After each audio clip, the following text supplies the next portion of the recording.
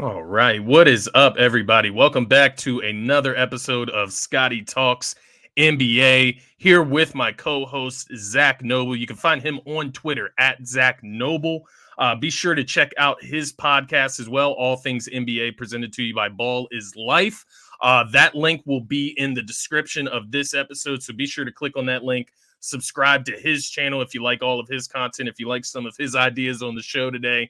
Be sure to give him a follow and hit that subscribe button for his podcast as well. And of course, be sure to subscribe to this pod. That's why you're here. You like the content. So make sure to help support and hit that subscribe button, hit the like button to help this channel grow. That being said, today we're going to get into some of the action from last night, Monday night. We'll get into the way too early MVP ladder. We're going to go through some teams that we might be a little worried about or a lot worried about. We'll give a 1 through 10 rating as far as a panic meter for these couple teams that we're going to mention here. And then we'll finish it out with our top 10 power rankings. But with all that being said, Zach, how are you doing today, my friend? Doing great. Focusing on hoops. I'm happy to be here. We've been a little bit um, lackadaisical, you can say, or just busy, caught up in life. But A no, little we're, bit of we're both. we out. Yeah, no, we're out here. We got a rundown for y'all, and appreciate everybody showing up. Absolutely, absolutely. And it surely will be fun. We're going to get it going a little more consistently going forward from here. But as Zach mentioned, we are in the thick of it now, right? The basketball season is fully upon us, and we have hit this point in the season where 9-10 games in, we can make some very early takeaways and some very early points. But let's start with last night's action. We had the Knicks at the Celtics. We had the Bulls at the Bucks and the Wizards at the Raptors, and then we finished off the night with the Cleveland Cavaliers visiting the Sacramento Kings. Start at the top, Knicks and Celtics. They went. We have the Boston Celtics winning 114-98. Jason Tatum 35.6 rebounds, 7 assists. I'm curious. Any thoughts on this game specifically, or where the Celtics, where the Knicks are at currently? Yeah, to me, it's just up and down with Jalen Brown. We don't know who we're getting on a nightly Fair basis. enough. There's no consistency there. Tatum's been incredible again this year, and Yeah. yeah, he's had a couple duds, but um, I'm not worried about him out. He's bringing something every night. If he's off Yeah. shooting, he's rebounding, and his playmaking's leveled up a little bit this year. I'm not going to say a huge amount, but Porzingis, man, has been a constant for him, and Drew Holiday's Absolutely. defense has been incredible. The team looks really polished. You'll see this later in my power rankings, but still worried about the bench. But I mean, Yeah. if the starting five, I mean, if you get two or three of the four producing 20 plus points a night, like there's nothing to worry about there. And I thought the Knicks, I had the Knicks plus 9 last night, and they had many chances at the end to keep it alive, and Yeah. Knicks do not look polished compared to last year. It Yeah. looks like they were starting from scratch, and a lot of that was Julius Randle just forgetting how to play team basketball at Yeah. the beginning of the year and trying to work through his kinks.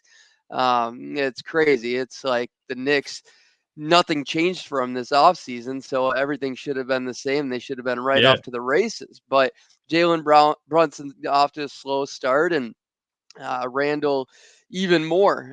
One of the Yeah. worst shooting starts since like 1959. Like it's been that bad. Like the dude's not even worth a bag of chips right now. He's slowly coming around though. He had 25 points Decent last game night last off night. Yeah. terrible shooting again though, like Yeah, 7 for exactly. That's the 19. problem. 2 for 8 from the Right, 3-point and he's line. just gonna chuck his way up through it. But I mean, the takeaway for me is Knicks have a long ways to go. Celtics are there already, like Yeah, which is crazy. and It's I think just, that's fair. can they stay healthy? Because I believe they can. It's Drew and Chris Stapps are the ones you worry about. Being health wouldn't matter if you had a decent bench. Their Yeah. bench is in trouble. Like Yeah. they're one piece away from doing anything significant right now.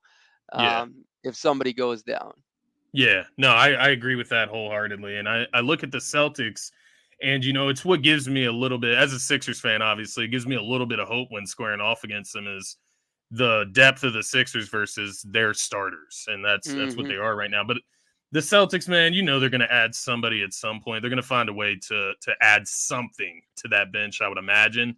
And Sam Hauser, I mean, he's been a good shooter at least, right? He gives them about 2 or 3 threes a game, it feels like, off the bench. But you mentioned Julius Randle, man, 34% from the field, 26% from the 3-point line, and only 70% from the free throw line. It I was mean, talk lower than about. that through the first 5 games.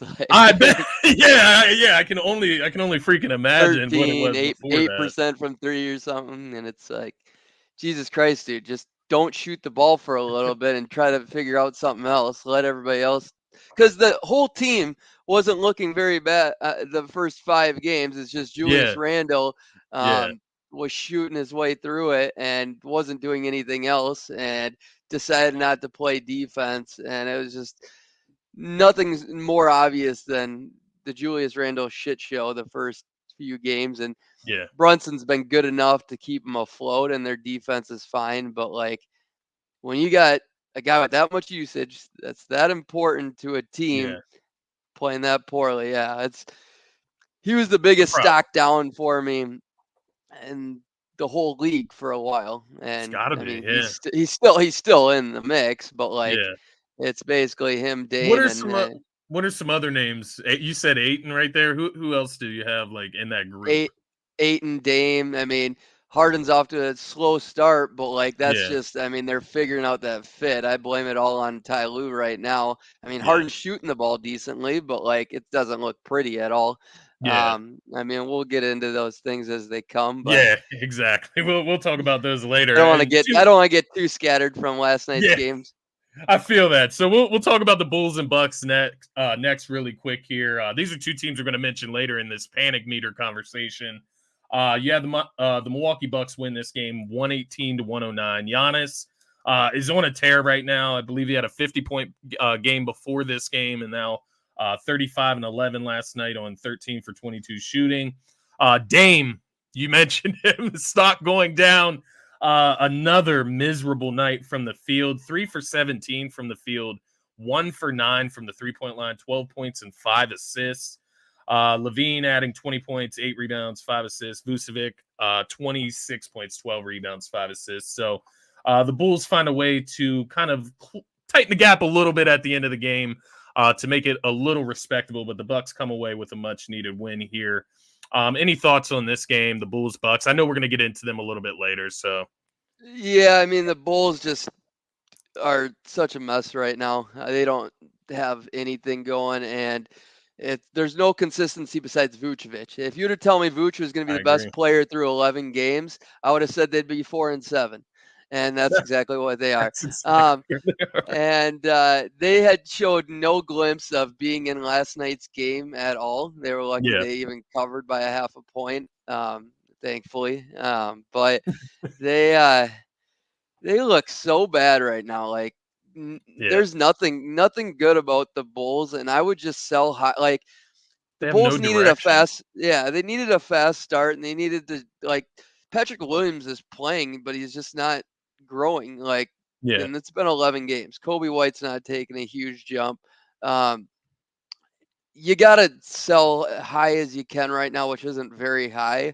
yeah, If they're not going to extend DeRozan, which it doesn't seem like it, Levine and DeRozan do not look like they don't look and talk like the Clippers, for instance, even though their talent level and the Clippers are way higher. yeah, They've been playing together.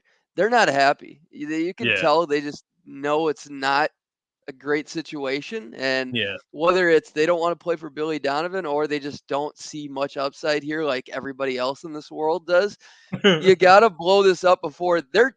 It's kind of like how I said the cat and the cat situation before the year. Yeah, Like Zion Williams was in that same boat. Like yeah, their value is just gonna go down if yep, things go south. Like it's proven that right now. Like yeah, yeah. It's literally right before our eyes. Yeah, their value is definitely lower than Bradley Beal, and they didn't get anything for Bradley Beal. So I yeah. would be selling right now I think that's a immediately, great point. Because or even else you're what gonna you get seconds.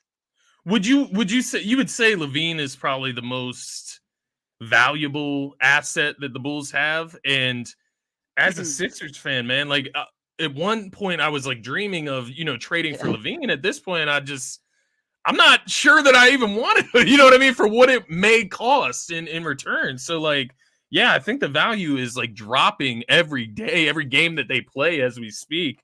And yeah, so we'll see where the panic meter is at on those guys. Obviously, it's very high. And then the Bucks, they come away with the win. It's kind of like Giannis is just willing this team to wins until Dame Lillard can get right for himself. So interesting game there, but the Bucks take care of business. You have the Wizards versus the Raptors. This was a big game for Pascal Siakam. He had 39 points, 11 rebounds, 7 assists in a 111-107 win.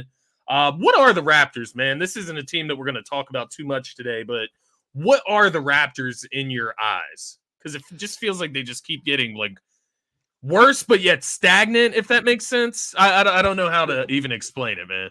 The the Raptors are the Chicago Bulls, but with a toy that has a lot of upside in Scotty Barnes, and Yeah, he is proving to be exactly who everybody thought when they drafted him number 3 overall. he looks really And good. Yeah, he just needs a team that, I mean, that fits him a little more, because Siakam still needs a little bit of usage. I mean, OG and Trent have missed a couple games now, and it's hard for him to grow. He needs shooters and spacing around him. Dennis Schroeder's not going to be the guy around Scotty Barnes. That doesn't, yeah. I don't like that at all. Um, it's hard to say like how high his ceiling is if it's just a hodgepodge of talent around him. You can't And see what his ceiling would be because he doesn't have like correctly fitting pieces right, like around him. Weirdly he's enough, showing it's yeah, high. He's showing it's high, but I yeah, think it could be a lot higher if the pieces were really good around him. Um, like Philly, for instance, everybody fits really nicely right now. yeah, Like the fits yeah, are great, yeah. and that's why we're able to see what Maxi's doing, and Beats making it Let me work ask you this: seamlessly. do you think the Raptors are a playoff team? I mean, right now 5-5, they're right in the mix. Yeah. I think they can be, because I mean they And got enough talent. They got would you enough take them talent. over like the Pacers or like Magic right now, who are just so slightly ahead of them? The difference Pacers, with the Magic. Pacers is All, they fit really nicely, and they're playing really good as a team. Like I I like the like the talent Pacers. in Yeah, Toronto more. Um, yeah, that's to argue. That's yeah. to argue, but like I still They have like, like better pieces, but they don't yeah. fit together. Like Like I you'll think think Scotty Barnes' Pascal. potential. I think Scotty Yeah, Barnes' potential is higher than Halliburton's. yeah, I would agree with that. Yeah, as a wing and like the rebound, yeah, just the overall ability and impact on the game, I can agree with that. Because Halliburton, we're kind of seeing what he is. Like, I don't know Right. how much better Halliburton can get, if that makes sense. He's a He's really getting great player. better. He's great the way he is. Like, don't get me wrong. He's a great NBA player. He's an all-star. Where does he improve? I guess just experience and maybe on the defensive end of the ball. But I um, keep questioning him, man. I keep questioning him that he's one of the guys like, if you go back and listen to me over the years here, yeah, like I've been kind of wrong. Like I felt like last year was kind of like coming into the draft. I thought last year was going to be kind of like his peak when I was predicting Halliburton before the draft. Like he's yeah, gotten much better from last year, and that's just even from like a stats standpoint. Up 4 points per game right now. yeah. Um, Assists, he's even up 2 after being second in the league last year. And rebounding, he's a little lower from his peak there, but yeah, he's a well-rounded player. Where I still question Halliburton is like I think his defense is overrated. Yeah, I think um, isolation wise, I don't like necessarily trust him there, and like I being a can see guy, that. I think things have to be within a system for him. I think like Rick Carlisle, I mean, Great really point. elevates him. Yeah, I Then again, I could be wrong, like if he a system guy or not. But I love the system he's in. I love the yeah. It pieces looks around great. him. It's Yeah, interesting. You mentioned like the one on one, the being able to go get yourself a right. bucket. And, just watching him and Maxi go against each other the other night, that was kind of the difference between the two. Maxi could get in the lane whenever he wants. and finishing ability around the rim. Halliburton had a good game the other night. Not to take anything away, but that would be where the lack is. What about this Cavs Kings game? Kings get a much needed win. Cavs could have used that win as well. These were two teams that I don't want to say they have started bad. They just haven't lived up to expectations so far, I guess you would say. Depending on where you had these guys, I had the Cavs as like the fourth, fifth best team in the East. So right now, they're definitely not. The Kings, I was a little more shy on them. I had them like out of the Yeah. playoffs this year, and maybe I was sleeping on them a little bit. We'll see how that plays out. But Fox comes back last night, 28 points, 6 assists. Sabonis, 1 rebound away from a triple-double, 23 points, 10 assists, 9 rebounds. And the Kings come away with the 132-120 win in Sacramento. What are your thoughts on these teams so far? We'll save the Cavs. They're going to be part of the panic conversation, but the Kings more specifically here. So here's the thing. It's like the Knicks situation a little bit all over again. It's like the Same team. Kings, yeah, the Kings all Yeah. year, regardless of Fox or not, they've looked like a good team. They Yeah. know how to play together. Mike Brown's, you can tell how good of a coach he is. Like Yeah. the assists have been high up all year. It's just when De'Aaron Fox missing 6 out of the 10 games so far, you're going to notice that, and that's why they've Yeah. lost some games. Like they're right in the Yeah. hunt, and then last night was so telling for me because you got Garland coming back and who else from the Cavs? One other guy, Jared Allen, maybe missing some time. But I believe it anyways, was, Jared Allen. both teams were shooting the shit out of the ball. It was a lot of fun, fast paced, but the Kings were just a level up, and it just looked a lot more fluid. Looked like Yeah. the coaching and the chemistry is there, and when you don't have top 5 talent, top 7 talent on your team, that's what you need. And the Kings got that. And I think Keegan Murray is showing more from a little bit of a shot creation standpoint, but more Yeah. so just being comfortable to let the ball fly a bit. Um, I like what the Kings look like. I just don't know how high their ceiling is. As for the Cavs, it's a long ways right now. I Yeah. definitely think the talent's there, and Mobley hasn't been involved as much as I'd like. He's had a great game or two when Garland's been gone, but when he's back, he just doesn't know how to fit in and get his. So it's going to be interesting there because the Cavs are See how deep, that they're plays loaded. out. It's just I think JB's got to be on a short leash there because if you want to maximize this with Donovan Mitchell, I mean, 4-6 is not terrible for Garland being gone, but they have more than enough talent, I think, to win some of these games they've been in. Yeah. I'd have to go game by game, but yeah, I think they're underachieving pretty big, regardless of Garland missing time. Yeah, no, I think that's a great point, and that's always been my biggest worry with the Cavs is the fit, right? And more specifically, just that Donovan Mitchell and Darius Garland Yeah, backcourt. it's like, does the I, talent exceed the fit? It's like, so right, basically, we haven't seen that yet. it's Portland 2.0 with CJ and Dame, but the difference is there's way more talent around those guys. Yeah, Portland didn't have Max Strus, Evan Mobley. They didn't have Jared Allen. I mean, Nurkic was pretty good at times, but he wasn't near the rim protector and defensive anchor as Allen has been. I just think this is more talent than Dame's ever had on a team. So yeah, they just aren't getting the that's the weird results part about it. Dame had as well. So Yeah, so let's just kind of switch lanes. We're not really switching lanes with the conversation because I want to start right here with the Cavaliers when we want to discuss the panic meter. It just feels fitting. I know we were going to talk about there we go. MVP. That's all right. Feels Let's more get into it. fitting to get right into the panic meter here as we're talking about these teams. So looking at the Cavs, you mentioned everything regarding fit and obviously getting guys back from injuries. You get the new pieces in Max Strus and Georges Niang and obviously added them for floor spacing, but it's just not equating into wins, right? And they're what 4-6 right now, I believe. Um, where are you at as far as a panic meter 1 through 10 on the Cleveland Cavaliers?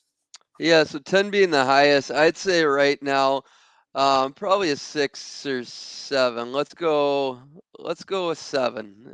Yeah, I definitely think these games were easy enough to win throughout the year without Garland. Um, I think Mitchell's been great. I think the yeah, team hard. So I can say I've watched probably 4 or 5 pretty full games of the Cavs this year, almost half of them. Um, I think Levert's like a piece that really screws things up, even though his numbers look decent. But overall, they need they need to shoot the ball better, and that's where Garland's. I mean, they're 23rd in the league in 3-point percentage, yeah, 17th in May. Like Garland's a missing piece because the ball movement's not there, and Donovan yeah, Mitchell's just kind of been a one-man show. And I think part of that, honestly, is he's not necessarily bought in because I think all the smoke that he might want to be out is probably true, and he could just be trying to keep his stock up really high to make it easier to trade. That's me reading yeah. the tea leaves that are really hard to read. So call it whatever you From take it with a that grain of salt. from that idea itself, I think that creates a sense of panic just in itself, Yeah, right? Like knowing that, D Mitch could have 1 foot in and 1 foot out the door already. Um, and I think that in itself just begs how can you trust this player once it gets to the big moments that matter, right? And I think that was my biggest thing with a guy like Harden on the Sixers. It's like Sixers playing some really good basketball before they traded Harden. Do you bring this guy back? He looks like he's good friends with the Sixers players, but is he going to give his all in that final moment of a game, with everything in mind that was taking place? So I know it's a little different, but a similar concept there. I would put the Cavs at around a 5 or a 6. So I'm right on par with you, around 6 or 7. You went 7. I'll go 6 here. And ultimately, it's because of that fit. Now, I know injuries play a part in it, but you look at Evan Mobley, you look at Jared Allen. That looks like it could be a little bit of a clunky fit with those guys, right? With similar skill sets. D. Mitch and Darius Garland. Obviously, D. Mitch is the better player, but once again, similar skill sets need the ball in their hands. And, it's not like Spiders Mitchell is playing bad basketball. He's playing at like an MVP level if the Cavs were winning right. games, right? That's the big thing. They're not winning games, so he's not even in the conversation right now, but he's averaging 29 points per game on 47% from the field, 37% from the 3-point line, shooting 9 3-point attempts a game. He's playing probably as well as you would want him to. It's the rest of this team. Guys like George Yang, you sign him and he's only shooting 26% from the 3-point line. That's not going to work, right? Even at 4 or Right. 10, you brought him in to space the floor. Same thing with Max Strus, but I think Strus has been a little bit better for them. But yeah, man, I think at a certain point you have to ask yourself, 2 undersized guards in the backcourt. How does that affect you defensively? You mentioned Dame and CJ McCollum, the problem that lied there. And then always needing the ball in their hands. How can both of them get on rhythm if one guy needs the ball in their hands? So that's the worry for me with the Cavs, man. Well, it's just the way they move too. I mean, their off-ball movement isn't great either, and Yeah, neither one of them are a great defender. And it's just the two things that contradict each other. So last year, the success came because they were the number one defense all year. interesting enough, right? Yes, Jared Allen's missed half the games. Yes, Okoro has been out a couple of games, so there's two defensive pieces right there that Yeah, matters definitely. But the other guys aren't buying into the system right now. Um, whatever system JB may have, which I didn't really think it was a strong offensive system last year. I just yeah, thought it was um, a well coached team yeah. without much of a system.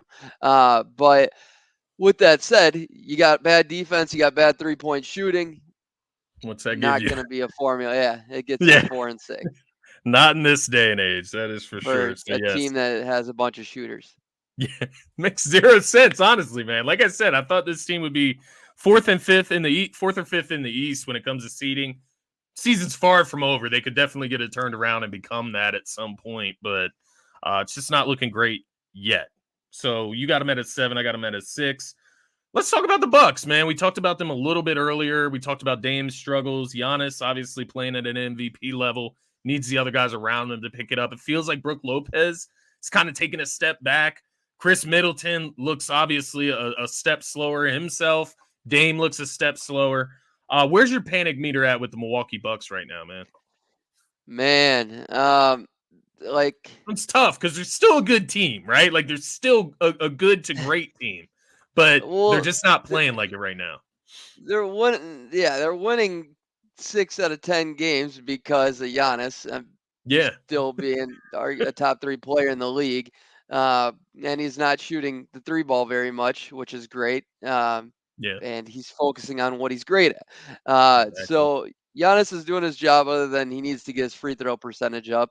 It's down to a lot. It's 63%, which is Yeah, down quite a bit from the past. But they're having a tough time adjusting to Dame over Drew and also the new yeah, coach. I mean, there's no there's no excuse why this team shouldn't be a good defense early in the year. yeah, They're bottom 5 right now, and they've always been a top 5 defense with Giannis and Brook. And Drew, I know, was a big part of that, but no, they have more than enough. Giannis, arguably the best defensive player in the league, um, at top 5, whatever you want to argue there. yeah. But him and Brook together should be a top 10 defense, regardless who you got elsewhere. I do agree, though.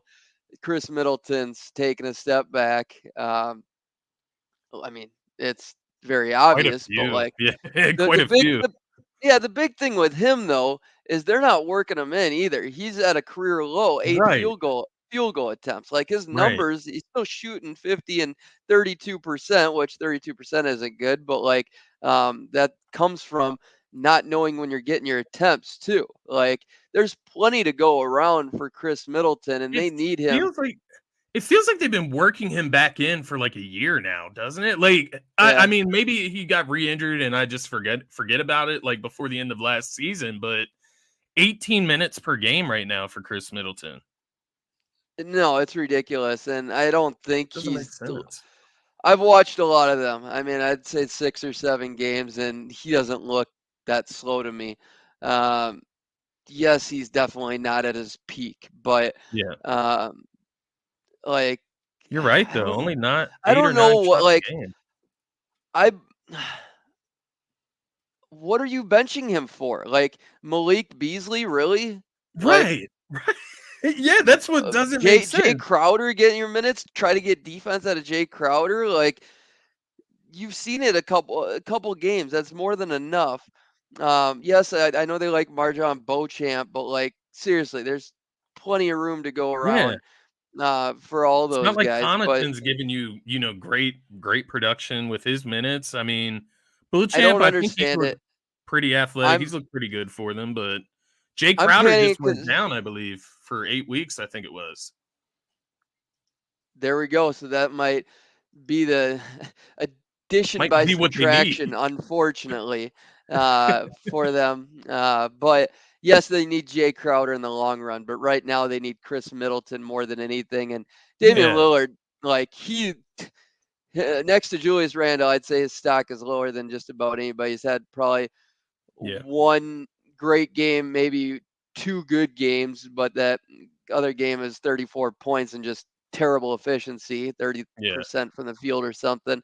But it just him and Giannis haven't done any like their pick and rolls are terrible. I mean, pick and yeah, pop. There's not any action going. It's just your turn, my turn type of thing.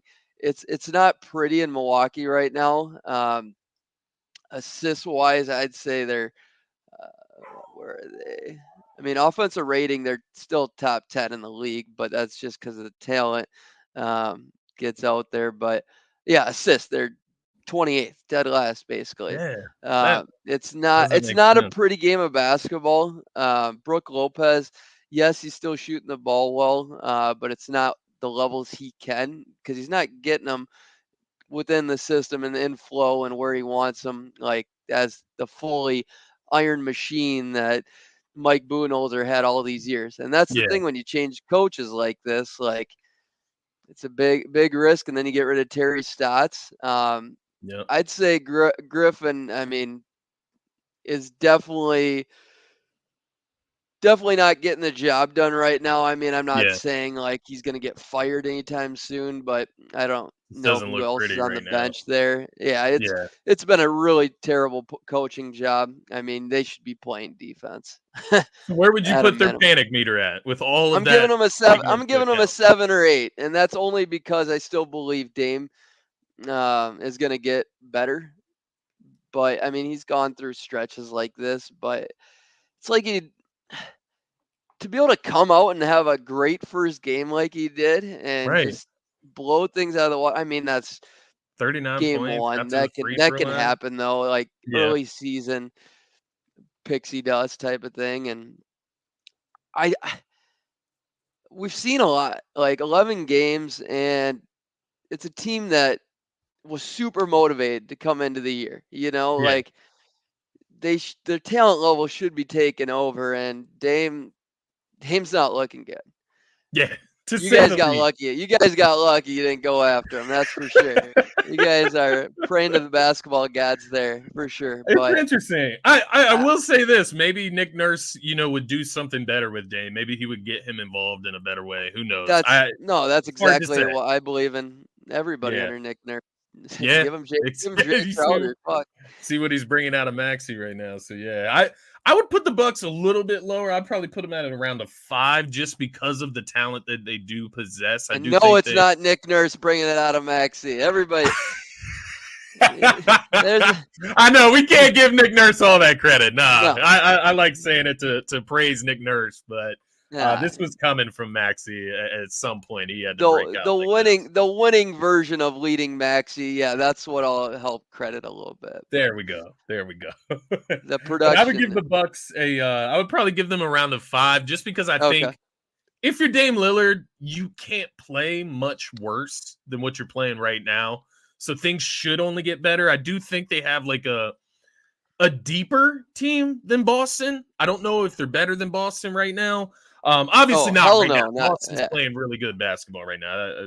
Take that back. But in the long run, do I know if they can be better? At the beginning of the season, I did pick them to be better than Boston coming into the season because of that depth and because of what they possess in the starting lineup. But right now, it's just not clicking. But as you mentioned, I do compared to these other teams, the fit isn't necessarily off to me. I think the fit is still there. They just need to work out the kinks. And the talent is definitely there. And they're still winning games, right? They're still above 500. So I'll give them a little bit of credit here. But let's move to the Bulls. This one might be a little more extreme. I'll let you know 10, right now. The Bulls are at a 10 for me. I think they need to blow 10. this shit up. So uh, I don't know thoughts there. I guess what I would ask you, you say 10. Obviously, I'm at 10 as well. It's pretty clear what's going on with the Bulls. Which one of these players or what is the amount of players? Where would you stop at blowing this team up? Is it just DeRozan? Are you looking to move DeRozan, Levine, maybe Levine and Vucevic? Like where do you stop with blowing this team up? I mean, I start with Vooch and DeRozan. I mean, the oldest guys on the team, and Yeah, Caruso. I These might have more value than all of them, which is crazy to think about. it's crazy. But you got to get Crazy a but not first. wrong. So whatever it takes to get a first or as many firsts as you can in this year's upcoming draft, that's what you do. But like Yeah, literally nobody on this team is off limits to me. Um, Patrick I agree. Williams would be him and Kobe White and Io would probably be the last guys I'd look at, but even them, Maybe a if little I can get younger. a first, any sort of first for next year, like Yeah. that's a long ways back from Patrick Williams probably was even this offseason. But yeah, Do you every think single player on this team, I feel like if I think they have their pick for this year, I hope so. I don't not positive on that one, but if they do, I'd go into full tank mode. I'd yeah. I'd let the Windy City Bulls come and show up. Yeah, literally. Do you think that DeRozan or Vucevic would be able to garner a first round pick? I think Zach Levine would. He Oh, may it's be gonna able to get even get it's you one or I two, thought but I thought Beal should have, but like yeah, Zach Levine's I think 10 million less than what Beal's making. Beal's making. I gotta verify that one, but Because Beal was Beal up in got the the like 40-ish. super max, right? And Levine Yeah, just got yeah, the max. yeah. All right, so Levine, oh boy, nope, he's got the big one. He's in the 40s. Oh, so he does have the So okay. it might not be a first. It might be tough. You better be hoping to get um, Kuminga back, Moody, if you can get somebody like that, like Yeah, guys with any sort of upside. That would that be is the probably interesting. the Warriors. dream. Go get those two guys or Pods or all the young guys from a desperate veteran team like that, Yeah. and just hopefully you hit on somebody. That's the best case scenario here. No, Uh, I agree. That's actually not a bad idea, for the Warriors. Maybe it is. Who knows with that contract? That's why I'm kind of hesitant with the Sixers. It's like as much as I would like to see what Levine would look like in like a Nick Nurse system around Embiid and Maxey, at the same time, I see all of these contracts expiring this offseason. If the Sixers don't accumulate anything this season, they'll have their full amount of money to go work with this offseason. So I'd rather not clog that up with Zach LaVine. But yeah, I would say they're at a 10, and you say there's nobody off limits. I would agree with you there, man. So let's move to the Western Conference here, and start with one of the teams that I was very high on coming into this season, and that's the New Orleans Pelicans. Now, they're a little bit different. They're a little bit on the other end of the scale, right? You have Zion returning from injury this season. The fit is a little off. Don't know if you saw his press conference the other day, but sounded a little not locked into what's going on in New Orleans, and a little bit like 1 foot maybe out of the door for him as well. But obviously injuries have, just killed this team. I mean, anywhere from BI missing some time this year, CJ McCollum with a collapsed lung. Alvarado's been out for all of this season, I believe. Trey Murphy III gets injured in preseason training camp time. He's out. And I believe somebody else just went down as well. Larry Nance, he was the other guy that just recently got injured for them as well. This easily puts my panic meter at a 10 for the Pelicans, just because you come into the season and what's the biggest question mark outside of like Zion fit and usage? It's health, and it's going about as bad as it possibly could for them right now. In a stacked Western Conference. So where are you at with the Pelicans? I know you weren't as high on them as I was coming into the season, yeah, no, and there was a lot of probably for people this very high reason. on these guys, and well, I never liked the Zion Ingram fit, and that's the Yeah, difference here. But I thought they had enough talent if Zion was healthy to have like a second round ceiling type of thing. But no, I didn't even think they.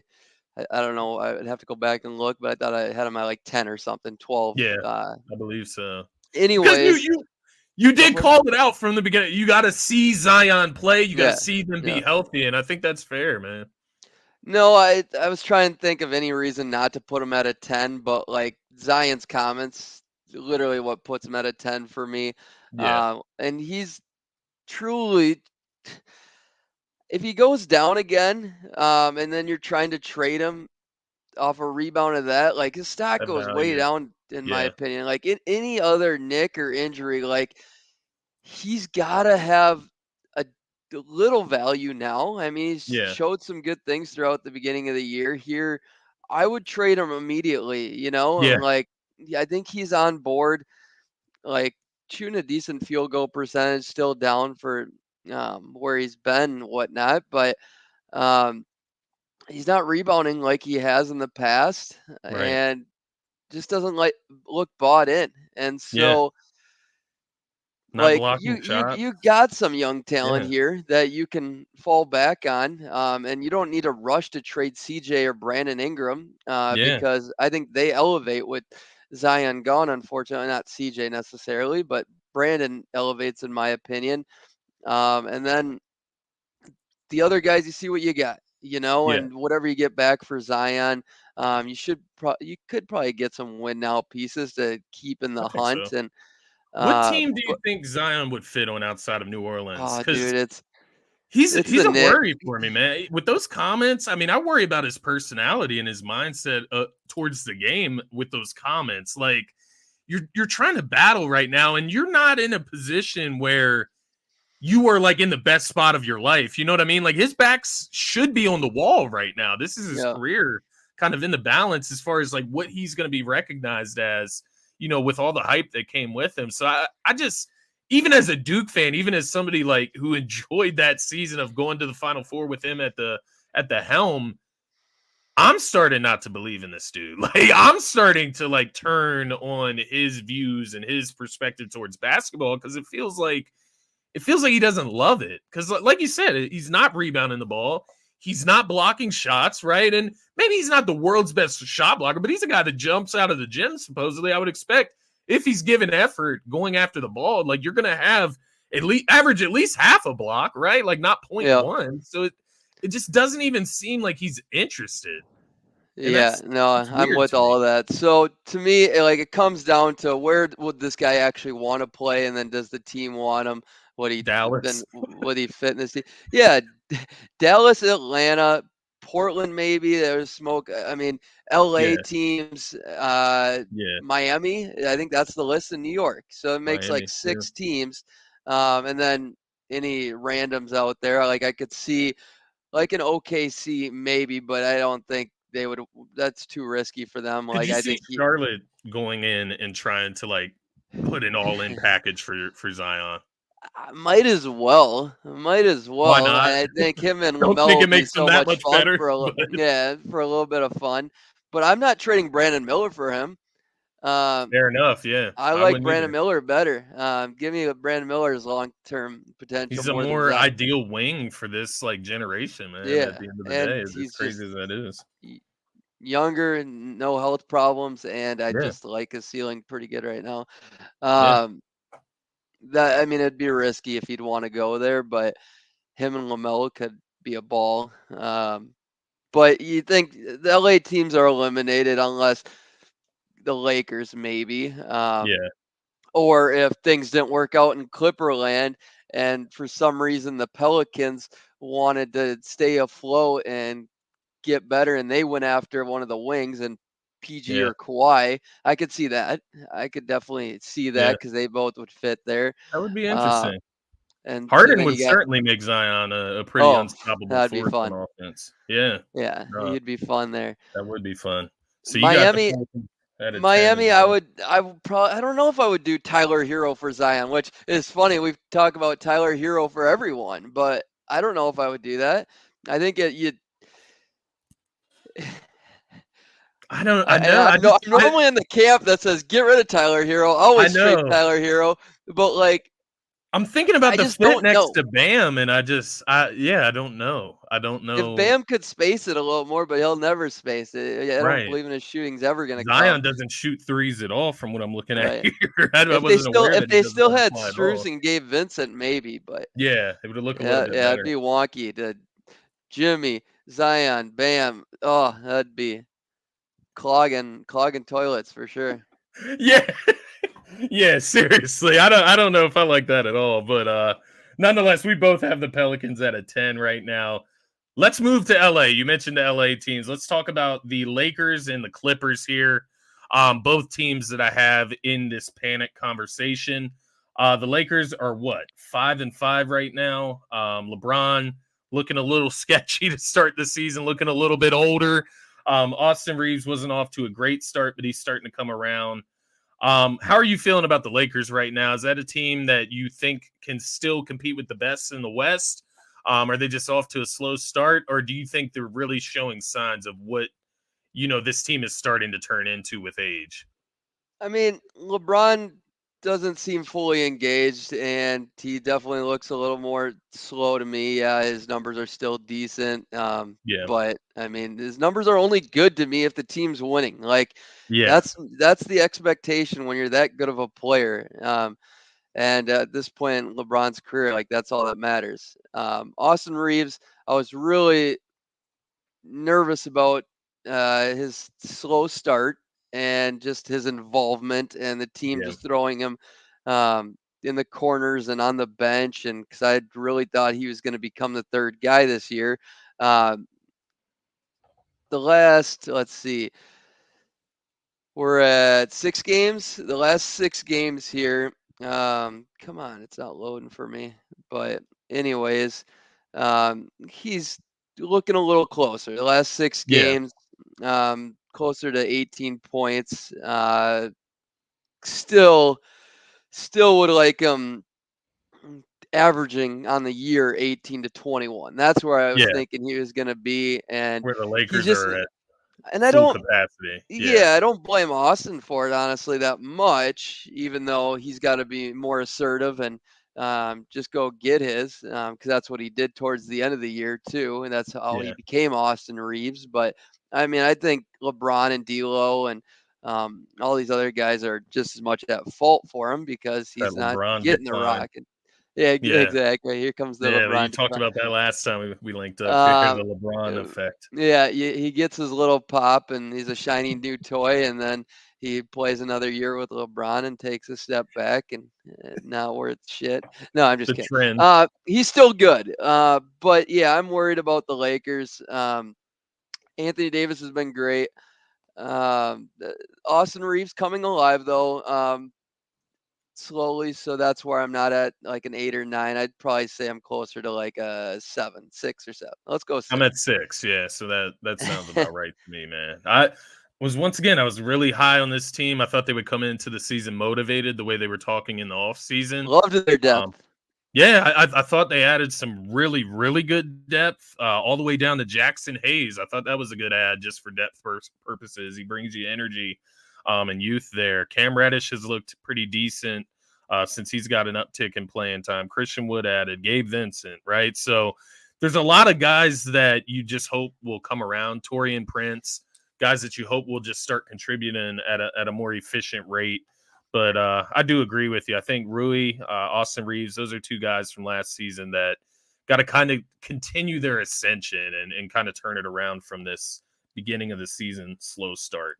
What about the So Clippers, though? This team, well, last go thing ahead. I'll say on Sorry, the I didn't mean to Lakers. cut you off. Yeah, the Yeah, last thing I'll go say on ahead. the Lakers is 3-point shooting is basically the biggest differential. They're dead like 29 out of 30 in the league right now, and they're not even throwing attempts up. And that's I Yeah, thought by bringing Gabe Vincent in, by re-signing D'Lo and Austin Reeves, Christian Wood. Literally, out of all their guys right now, Christian Wood and Rui are the only two shooting the three yep. ball at a decent clip, and they're not shooting it enough They're or not shooting a lot. at Yeah, all, really. Um, so with that said, the Lakers need to figure out how they're going to get these shots more yeah. and to go in. LeBron and But D'Lo are taking the most threes on the team, and I don't think that that's like, oh, LeBron's just chucking it up, dude. yeah, It's don't think it's that's a just good a chuck formula. fest right now. Rebounding, to, offensive rebounding, they're last. Defensive rebounding, they're fine. But like they should be better at rebounding too. Like Yeah, I don't. you look This how big team. they are. Literally, the only thing good they're doing is blocking the ball, and that's because they're just going for it, and it's not translating to great defense either, and they're taking risks. But hopefully, it turns around. They could be fun. Their bench. So let's talk the other shitty Los Yeah, Angeles team. the Clippers, man, it's looked a little clunky, maybe a lot clunky since Harden's gotten there. But as you mentioned, from what I've seen of the Clippers, and I've been able to catch maybe pieces of two of their games since Harden's arrived there, and it just doesn't seem like there's a ton of initiative within the game plan, within the scheme. It doesn't look like Ty Lue fully knows how to incorporate Harden. And obviously, Westbrook, we knew that was going to be a thing, but I just feel like it should have gotten off to at least a better start. Maybe you're not winning a ton of games, but it could have at least look a little bit better than what it is right now. For me, man, I'm putting them at about a 7 right now. Oh, Just because the fit looks a little off. It does seem like there might not be enough ball for the amount of stars they have on the team that like to have the ball in their possession. And the concern for me, man, is if these guys are making such a big contribution for the Sixers, how are they not going to be missed by the Clippers when it comes to the role players and the depth that they lost in that trade? That being said, there is a ton of talent on this roster. I do believe Ty Lue is a good to great coach in the NBA. And I do think they can figure something out here, but I'm still putting them at around a 7, just because we haven't seen it yet. We haven't even seen signs of goodness yet, right? So I don't know. Where do you have the Clippers right now in your panic meter, man? Yeah, so first I want to say, coming into this trade, I was just wanted to see improvement. I know things were going to take time and Yeah, growth, and I just wanted to see Ty Lue putting his footprint on this team, and growth. Honestly, I've out of the 4 games, not much growth. Okay, yeah, and Ty Lue footprint doesn't look on this at all. It looks like the players trying to figure this out, yeah, and Ty Lue's not doing a lot about it. Like, the last 2 games were very winnable, and Ty Lue let him get out of hand. 3 out of the 4 games, there were certain instances in the game, like you just had to tweak one thing, move one player in and out, sit this guy on the bench type of thing. yeah, Um, they could have easily be 3-1, and they're a team that's not going to fight. And I knew this coming into it. Like, in the regular season, they're not going to fight right now, which is yeah, fine. You can be a great front runner, but you got to come out fast starts. yeah. You got And to be able to make the playoffs yeah, and put yourself in a good right. You spot got to be the going into LeBron the playoffs. James, the Cleveland Cavaliers. Just they came out firing from the beginning, put teams away, and then just gave Yeah, up big leads and um, was able to hang on to them by a thread type of thing. Um, and It's so for me, last game, the first quarter looked like a fully functioning team. The team looked great together, and then it just went to shreds. That was game 3. Sorry.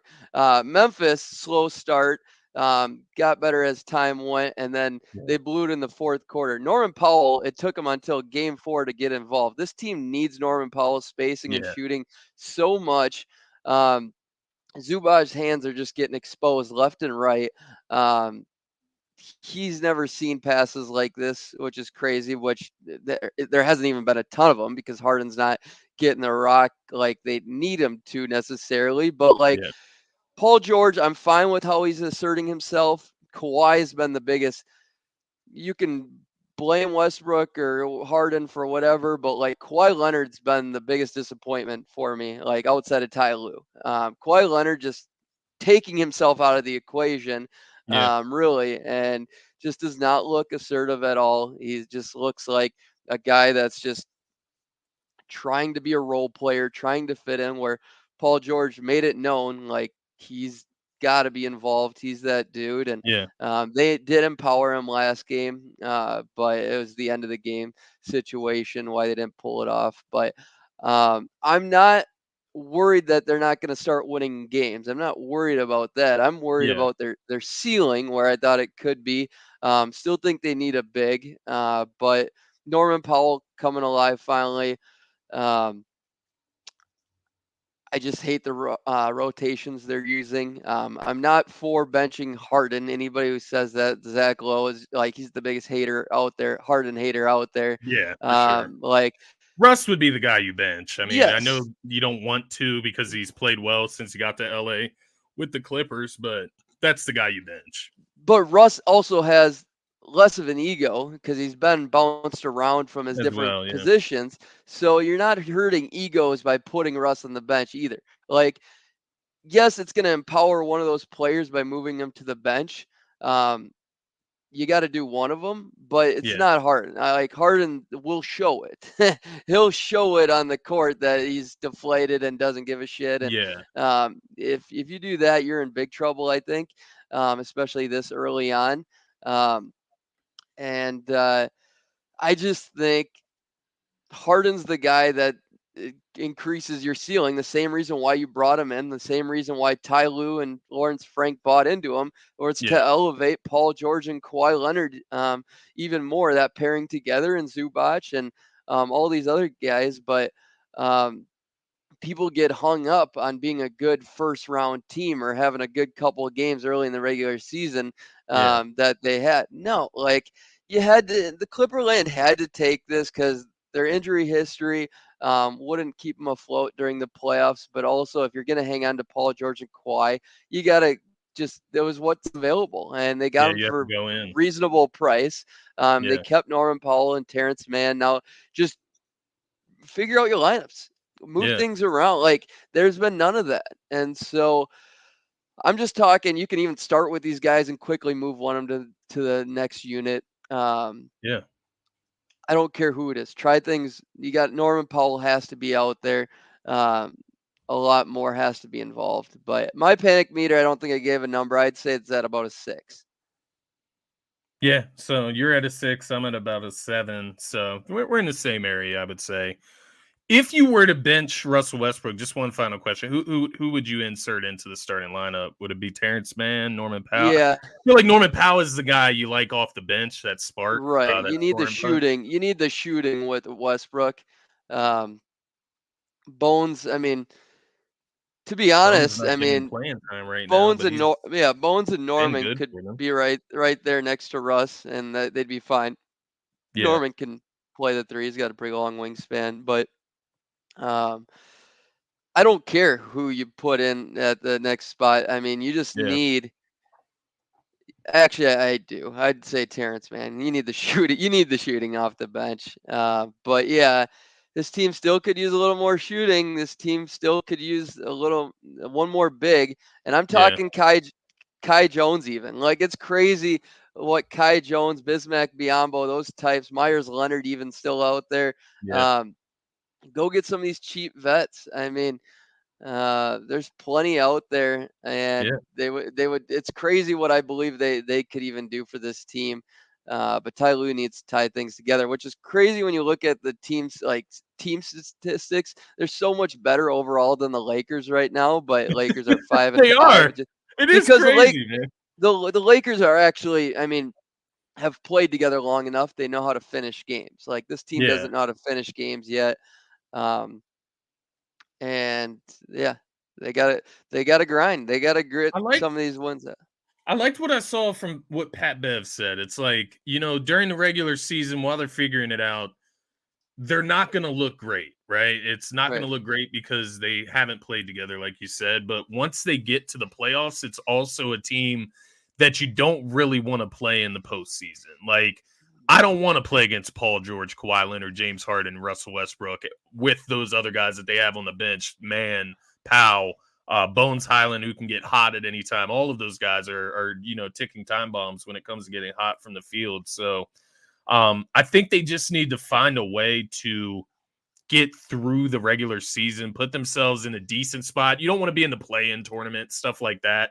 They need to get themselves into a decent spot, top 6 seed, and go from there. I think they would be, dangerous versus anybody in the Western Conference if they had to square up against them in a 7-game series. So just got to get there, stay afloat, figure it out a little bit at least, They and can't get lose into more those top than 6 two more. seeds. They can't lose more than 2 more games in a row. I'm telling you that right now, though. You mean My like panic. added on to this losing Yeah, streak? they're three Yeah. and six right now.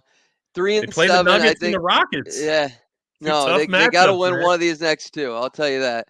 You can't lose both these. No What matter better if way to get off the schneid than to beat the arguably the right. best team in the NBA and the Nuggets? Yeah. So No, if got you to beat go the for it. Nuggets tonight, like no matter how ugly it looks, Yeah, I'm you take that. my panic meter goes from a 6 to a 2.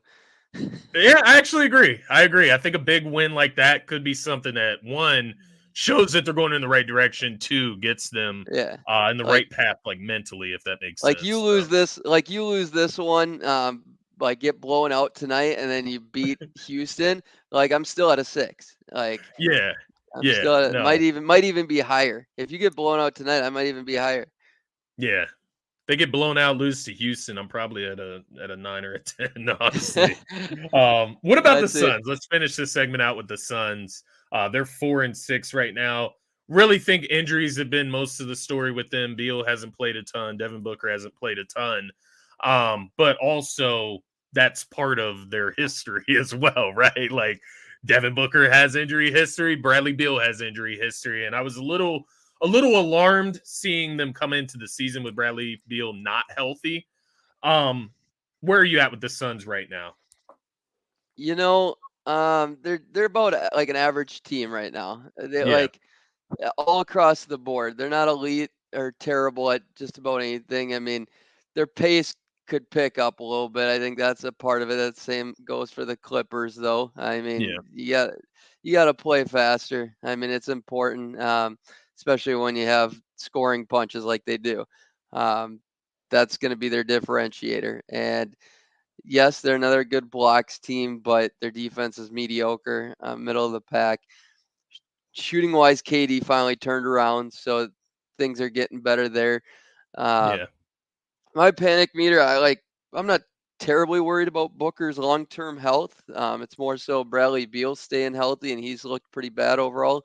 Um, I mean, had 1 out of 3 games, one good game out of 3, yeah, um, which not terrible, but you need to have 2 out of 3 good games. um, yeah. To be with that, consistent. yeah, exactly. With that said, I mean, across the board, I think their depth is fine. Like I'm not. It's about what I expected. Yeah, Grayson Allen's been excellent. yeah, Eric Gordon's been pretty good. He needs to get his 3-point shooting up a bit. Um, it's tough, man. I'll say panic meter is right at a 5. that's There, exactly what I there's had there's written some down room here. to panic, but I mean KD's been pretty damn good. Yeah, He looks like he can get to almost peak form again. He's not there yet, but I think he can almost get there. And with him alone, regardless of the other two, I think definitely a playoff team. But yeah. they need the other two to get even further. So I feel like they're kind of floating under the radar too, right? Which may not be a bad thing for them. Like they're 4-6. You know, Beal hasn't played a ton. 3 games for him. You have Booker that's only played 2 games, and they're not catching a lot of heat. It feels like for the slow start, and maybe that's rightfully so, right? If those guys aren't playing, they're not going to be able to beat the top teams. They should be able to compete with the average to bad teams, but um yeah, I think that's why I'm at a 5. I'm like right in the middle because of the injury concerns for the roster. So I think that would team be my wise, they only look concern solid though. together. I like the way they Yeah, look that together. exactly. Fit wise, I think when Devin Booker has played, he's looked great. When Bradley Beal has played, he's looked good to decent. So I think there's a lot of upside for this Suns team, and they'll get there eventually as long as they can get healthy. Let's switch pages here. We're gonna finish out. We might have to skip power rankings today because we Yeah, are over an hour here. Let's just get to the MVP combo, and we'll finish out here. And we can go very quickly through this as well. I don't want to take up too much of your day here, Zach. Um, cool. MVP ladder. Let's just do top 5 right now on your MVP ladder. If you want to expand, of course, honorable mentions, whatever you want to do there. I know you love the listing type of situations here, so have some fun with it. But where would you come in? Let's start from the bottom and work our way up, if that makes Okay. sense. I'm gonna give you my I'm gonna give you my 10 through 6 right now, and then Okay, you just I tell me like it. any feedback from there. Yeah, And you mentioned outlandish, but I think this is accurate. Like I don't think there's much debate here. I feel very confident in my MVP rankings as I'm I do, interested. but people might hear some outlandish names, but like number 10, At this point Cam in the season, Cam it's Thomas. not that Cam outlandish. Thomas is number 10, and He's I had him balling at right now. This one surprises me though. yeah, I had him at 9 last week, but like his production's even higher. Like team records, what's holding him back a little bit, and Yeah, I think they're number 8 right now, 5-5. Yeah, he's played in enough games, leading and scorer, 27 points yeah, per game. Cam giving him his love while I can. Yeah, I like It's it. I like obviously going it. to go down. It's always That's why I always love doing early season rankings, just to give players their flowers while they last. And Yeah, the big one for me this week, I mean, Tyrese Maxey jumped 7 spots to number 9 for me. love Um, it. Obviously, him and Joel are going to take away from each other because they're so damn good right now, and Yeah, that's great. You want both of them to be in the top 7, top 10, wherever you got them. Um, is great. That's the goal, to have 2 of those guys in the top 10 for as long as possible. Number 8, absolutely. this is the one that's probably the lowest he's been in like 5 years. Giannis at 8, and then Steph at 7. And that's being generous to Steph, I think. But I mean, he's holding that team afloat. He's been Yeah. pretty dang good as well. And 6, I don't expect this one to last. This guy I expect to drop pretty dramatically, but Tyrese Halliburton here. Halliburton. I love that, actually. Yeah, I don't know how much. Do you think the Pacers are a playoff team? Yeah, I mean, they're going to be a playoff team. I'll be shocked Yeah, if in the they're East. not. I mean, they just look very good together. Like Are they're they a well play-in coached. team? I think they'd win a play-in game. I expect them in the top 8, to be honest. I mean, Yeah. I think they're polished. It's not some early season fluke. I I think could see them getting up to Halliburton's like a a guy that can. 5 or 6, I think, maybe. yeah, I think Halliburton's a guy that can lead a team to a lot of first round exits. I think he's that I type of feel dude. that. I feel Um, that. which is nothing wrong with that. That's a great player. But you need to be better to get onto the second round, or you need a lot more help. I don't think the help Absolutely. is there yet. Mathurin would have to take a huge leap, even though I love Benny Mathurin. Um, other thoughts on that 1 through 10 and Yeah, 6 so 6 outsiders? through yeah, 6 through 10, man. Cam Thomas definitely caught me off guard. I'm interested to see because I've seen little tidbits of other people's lists. I've seen Sengun. Excuse me if I'm saying his last I name got him wrong at there. 19. 19. Okay, I was curious. Because there were some people that had him in their top 10 as well, No way. which 16 was is probably the highest I could accept, but yeah, he's not doing enough. He is maybe the best player on their team right now, or yeah, playing the best, but the he isn't stats doing aren't enough. there. Halliburton is somebody that did slip my mind, although I do like the pick. He's averaging over 20 points. He's averaging like 12 assists per game. Highest scoring team in the league, right? Steph Curry, I think that's a no-brainer that he should be in the top 10. I had him at number 6 for my money, but yeah, I agree there. Giannis, he was my pick to win MVP coming into the season, so I expect him to rise at some point if they can keep picking up wins. So I agree there.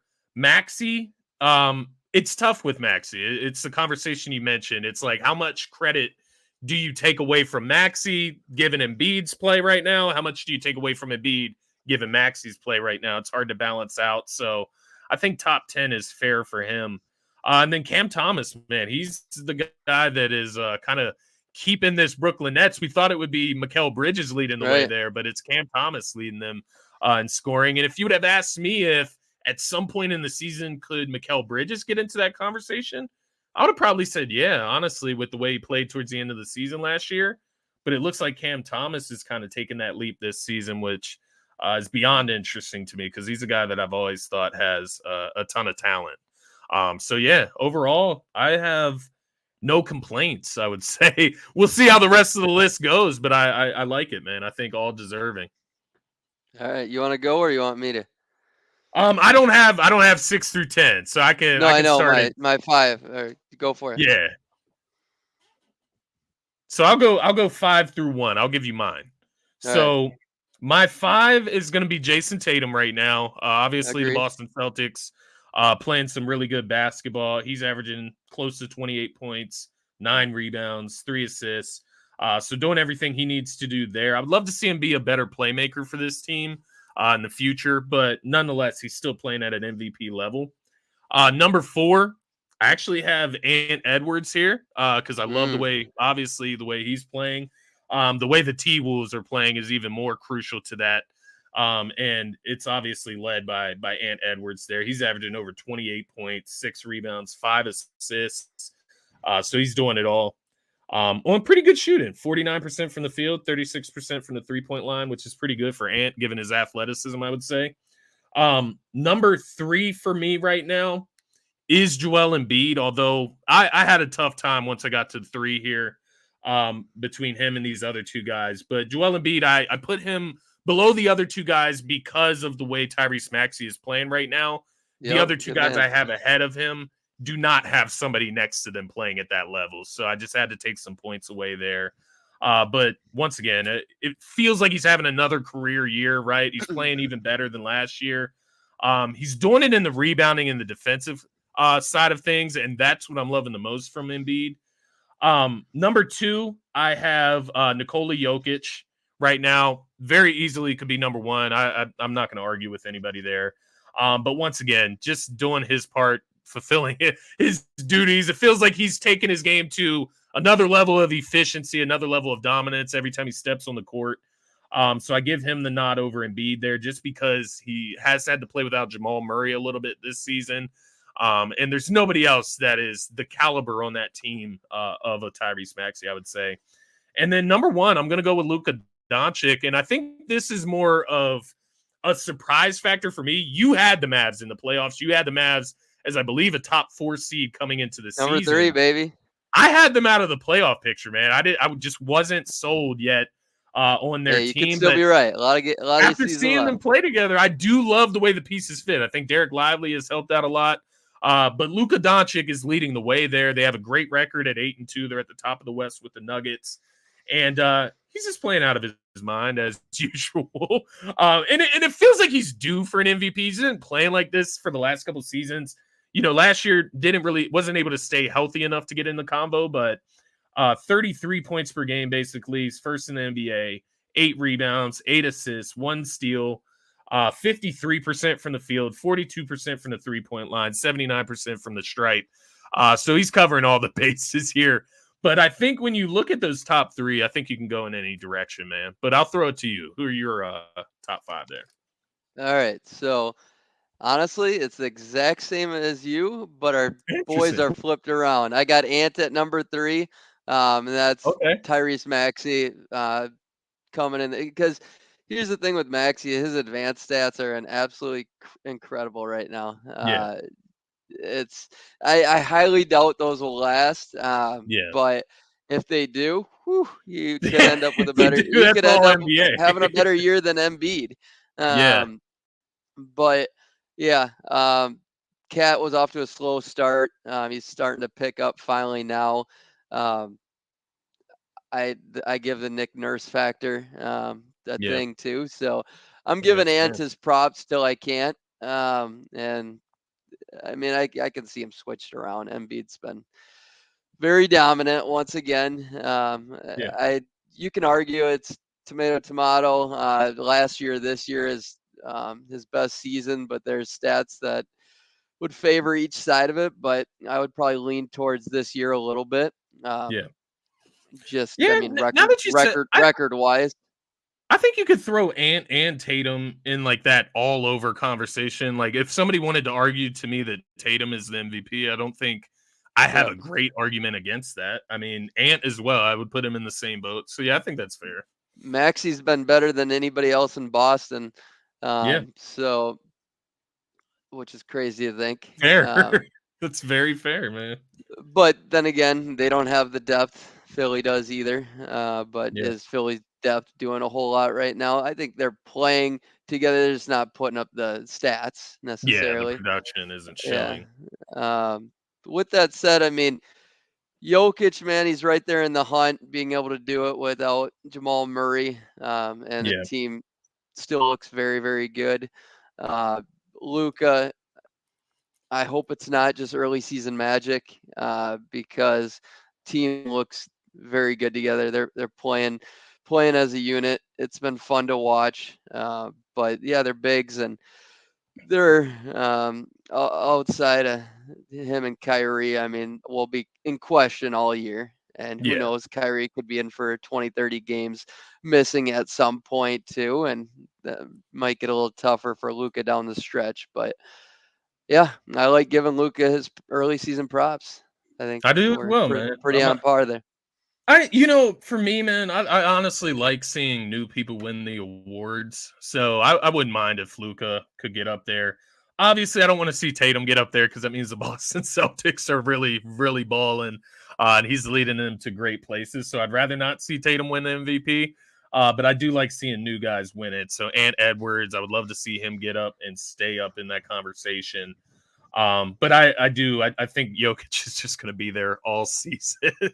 And I think it's just the last, 4 or 5 years, it's been that conversation of, you could give it to Jokic each and every year. It's just a matter of like preference and votes at that point.